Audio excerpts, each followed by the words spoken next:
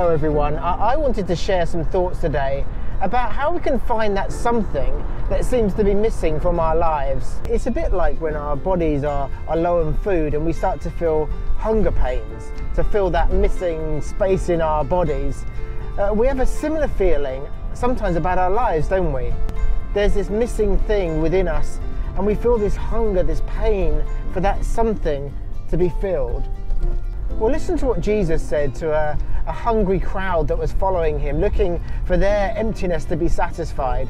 He said to them, "Do not labor for the food that perishes, but for the food that endures to eternal life."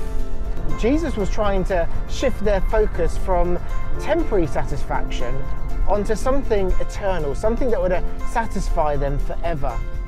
The trouble is that so often we don't do that, do we?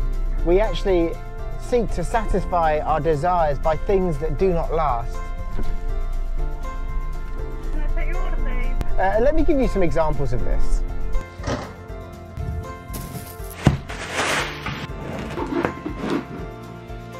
Food. If we seek satisfaction in food, one meal is never enough. Experiences. One great experience or one great piece of entertainment is never fully satisfying. We want more. Beauty. If we could only get fit and beautiful or get famous, then we'll be satisfied. But beauty fades and fame is fleeting. Education. The high from passing the exam, unfortunately, soon passes. Work. Even if your work is satisfying, it doesn't last. Conditions change, your health changes, or you get too old to work. Money. If money guaranteed satisfaction, then the celebrities around the world would all be content. But that is not always the case, is it? And even if you can spend your money to supply a stream of temporary satisfactions, one day something will interrupt that satisfaction, and money will not be able to pay that problem away. Relationships. Relationships are great, but they're not perfect because people are not perfect. And relationships in this life don't last forever because people in this life don't live forever. You see, many of these things are good things, but they're not the right thing to fill the emptiness that we feel in our hearts. These things that we've just looked at will bring temporary joys, but they do not bring lasting, eternal joy. So where do we find lasting satisfaction? Well, listen to what Jesus says in John 6 verse 35. He says, "I am the bread of life. Whoever comes to me shall not hunger, and whoever believes in me shall never thirst." What Jesus is saying is that he is the one who will satisfy us. He is the one who will fill that missing thing in our lives. And perhaps as you hear this, you feel a sense of disappointment that, well, this isn't the answer I was looking for. Well, that's actually the same reaction that many of the people around Jesus had when they heard this. And many people started to leave. And Jesus then turned to his disciples and said, "Well, are you going to leave too?" But listen to what the disciple Peter said in reply to Jesus. He said, "Lord, to whom shall we go? You have the words of eternal life." Peter got it, didn't he?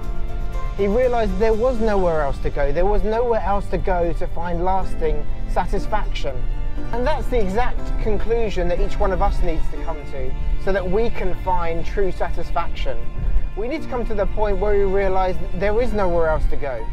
So the big question then is, how do we receive this satisfaction from Jesus? Well, Jesus says, "Whoever comes to me shall not hunger."